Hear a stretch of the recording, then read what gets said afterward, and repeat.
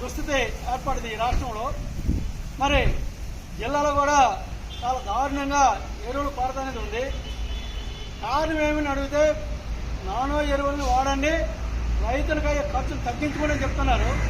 ఈరోజు నానో ఎరువు అనేది అది చూడటానికి సింపుల్గా చిన్న బాటిలే అవ్వచ్చు, కానీ దాన్ని ప్రత్యేకించి వాటర్ వేసి పంపించేసి దాన్ని జల్లాలంటే ఒక మనిషిని కూలి పెట్టాలా, ఆ మనిషికి సుమారు తక్కువ 500 రూపాయలు ఇవ్వాలా. అలాగే ప్రభుత్వం ఎందుకంటే ఈ నానో ఎరువులు తీసుకొస్తుంది. ఈరోజు కేంద్ర ప్రభుత్వం ఒకప్పుడు భారీ సబ్సిడీలతో ఎరువులు ఇచ్చేది.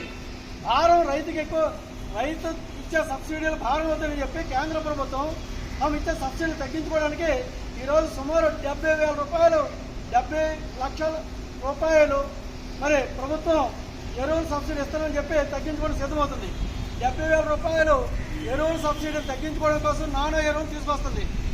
దానివల్ల సుమారు 40,000 కోట్ల రూపాయలు ఏదైతే రైతుకి ఇవ్వాల్సింది ఉందో అది మిగులుతుందని చెప్పి కేంద్ర ప్రభుత్వం ఆలోచన.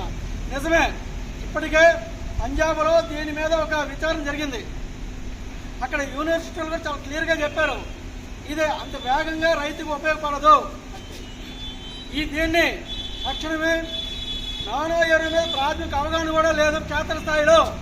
అలాంటి సమయంలో దీన్ని ఎలా తీసుకొస్తారని చెప్పి అనేక సందర్భాలు మేము రైతు సంఘాలుగా రాష్ట్ర ప్రభుత్వాన్ని కేంద్ర ప్రభుత్వాన్ని కూడా మేము కోరడం జరిగింది. అయినా వినిపించుకోవడం లేదు. కేవలం 70,000 కోట్ల రూపాయలు సబ్సిడీ ఎరువుల మీద ఇస్తున్నా తగ్గించుకోవడం కోసం ఈ నానో ఎరువుల పేరు చెప్తుంది. ఇది దుర్మార్గం చర్య.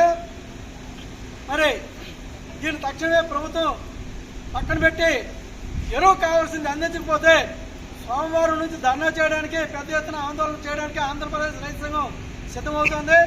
ఆ రకంగా ఇప్పుడు పాలకొండ ఏఓ మేడం గారికి విజ్ఞాపన పత్రం ఇవ్వడం జరిగింది.